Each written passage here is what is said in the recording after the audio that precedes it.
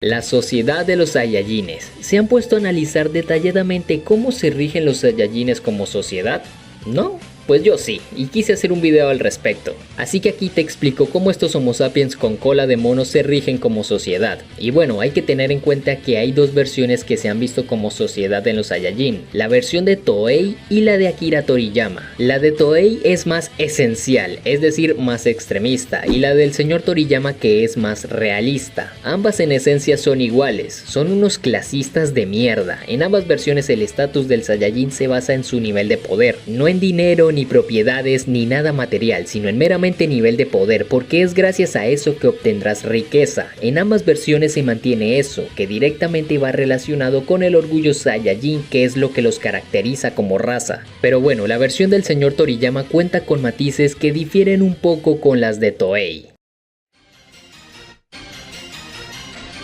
A ver, la versión de Toei es más radical, la discriminación, la crueldad, la avaricia es mucho más notoria. Aquí por lo que tengo entendido solo hay dos clases, la clase baja y la clase alta. Esto se establece con el nivel de poder que muestra el Saiyajin al poco tiempo de nacer. Si naciste entre 1 o 1000 de poder, eres de clase baja. Una vergüenza para la poderosísima raza Saiyajin, los guerreros más fuertes del universo. Que por cierto, la raza Saiyajin tiene un orgullo muy arraigado en su fuerza. Son una raza guerrera por naturaleza. De ahí viene ese clasismo intrínseco que tienen. Si no cumples con las expectativas de poder, eres una vergüenza, una deshonra para los poderosos Saiyajines. Este sesgo del orgullo de su poder es tan brutal que no evalúan más aspectos en el Saiyajin, como su intelecto, su talento para alguna habilidad específica, o siquiera entrenarlos para especializarlos y que dominen alguna habilidad y tengan el derecho a ser de utilidad. Nada, para ellos la única utilidad que puede ofrecer un Saiyajin es el poder, la fuerza, su orgullo, ser parte del poderoso ejército Saiyajin, y para hacerlo tienes que tener un nivel de poder competente, y eso lo es todo para ellos. La verdad es que son unos simios imbéciles. Yo creo que a fuerzas el rey tiene que mantener la clase baja, porque o si no perdería más del 90% de su ejército, que esa es otra cosa. La clase alta es muy mínima, es demasiado baja, son guerreros excepcionales y no son justos porque no establecen un promedio, o eres de clase baja o clase alta. Aquí no hay punto medio, y da igual si logras obtener un nivel de poder más que decente. Tu estatus se marcó permanentemente desde el día en que naciste con un nivel de poder bajo.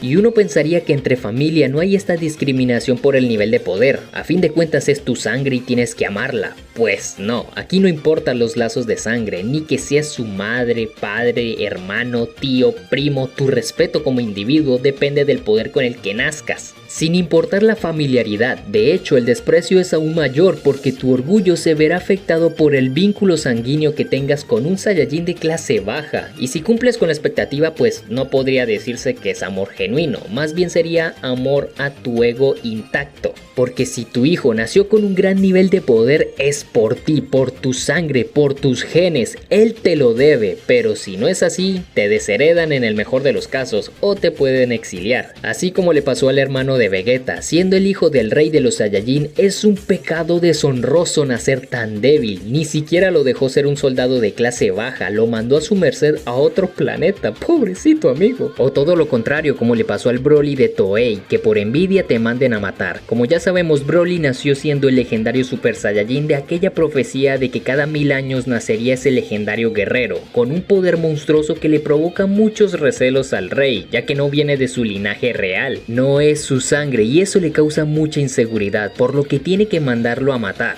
Y quiero que noten acá que en la versión de Toei, los que se encargan de trabajos que no tienen nada que ver con ser un guerrero del ejército Saiyajin son otros seres alienígenas, lo que refuerza mi idea de que la única utilidad de un Saiyajin es ser un guerrero para el ejército. A lo mejor Freezer envió tropas al planeta Vegeta que sean de apoyo en labores de no combate, y mira qué curioso que Freezer sí aproveche correctamente la utilidad que puede ofrecer cualquier individuo. Por eso tengo un short explicando por qué Freezer no es tan malvado como se cree. Bien merecido se tienen que se extinguieran casi todos estos simios. Ahora entiendo por qué Bills le pidió a Freezer que los aniquile, son una peste.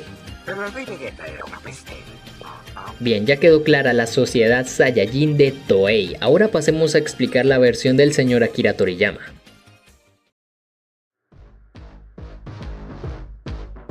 Y como les dije, en esencia es igual de clasistas, pero con detalles un poco más realistas de una sociedad más funcional. Se mantiene la jerarquía social basándose en el nivel de poder con el que se nace. Pero acá en esta versión existe la clase media, hay un punto medio entre la clase baja y alta, algo mucho más sensato, que para ver clase media la verdad es que son muy pocos. Según en entrevistas, al señor Toriyama dice que hay como unos 10 Saiyajines de clase media, los cuales podríamos decir que son estos que se ven ahí brevemente en la alfombra real y seguramente vivirán en el castillo del rey Vegeta y están a su merced. Por escenas de la película de Dragon Ball Super Broly se ven las incubadoras de los niños Saiyajin y hay un montón de incubadoras genéricas que serían la de los niños Saiyajines de clase baja, y los de clase media están en unas incubadoras especiales, y como no, la incubadora principal, la de Vegeta como el niño Saiyajin de clase alta, el único. Bueno, en realidad no, y es que ahí también debería de compartir puesto Vegeta junto con Broly, porque Broly desde niño demostró tener un poder monstruoso sin precedentes, y al igual que en la versión de Toei, acá recrean el mismo suceso de discriminar a Broly por su temible poder. Se mantiene la envidia del rey Vegeta de no querer que ese niño mutante destrone a su hijo y a él como los más poderosos, evitando así afectar su estatus. Solo que acá en la versión del señor Toriyama la cosa es más suave, porque acá el rey no intenta asesinarlos, solamente manda a exiliar del planeta a Broly. La verdad es una acción bastante generosa a comparación con el rey Vegeta de Toei. Es un detalle interesante que diferencia bien ambas versiones y muestra la verdadera visión del señor Toriyama. No le da mucha importancia a la crueldad como si lo hacía Toei. Te podrá gustar más o menos, no te juzgo si prefieres la de Toei, pero así es como él quiere contar la historia. Y otra diferencia acá en esta sociedad Saiyajin es que son un poco más inteligentes, tienen un poquito más de sentido común. Acá todos tienen una función sin importar si son guerreros que sirven al ejército. Hay Saiyajines no combatientes que sirven al pueblo con labores domésticas o científicas. Normalmente los que hacen estos trabajos es porque ni siquiera llegan al mínimo nivel de poder requerido. Acá por lo menos en esta sociedad sí los especializan para que tengan una función que no sea solo pelear. Puede ser piloto, comerciante, asistente de logística, carnicero, sirviente o ingeniero. Aquí la chamba no es solo ser un soldado, diferente en la otra versión que, como les dije, no se ven Saiyajines que hagan este tipo de labores sino otros seres alienígenas. Es que la versión de Toei es tan esencial que asesinaban a todo aquel Saiyajin que no servía para ser un soldado. No tengo pruebas pero tampoco dudas. Y otra cosa acá es el trato que se tienen,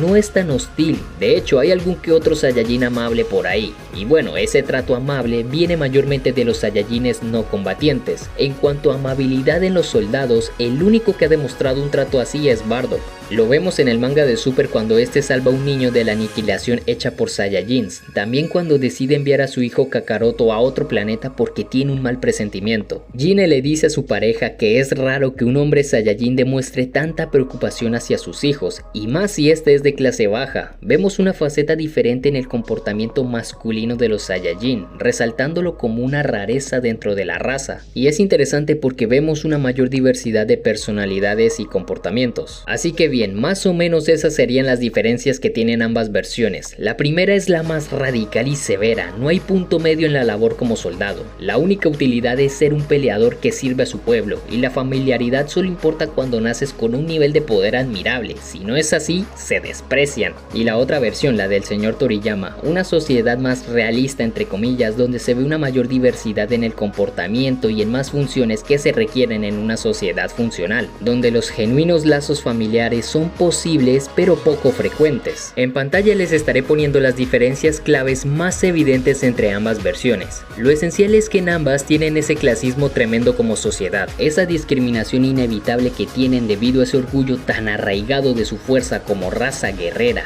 Ese orgullo Saiyajin que tienen es demasiado peligroso. Ni siquiera los Saiyajines protagonistas que tanto conocemos se salvan y han puesto en peligro el destino de la Tierra varias veces, arriesgando todo por su orgullo. Por eso tienes que ir a ver este video.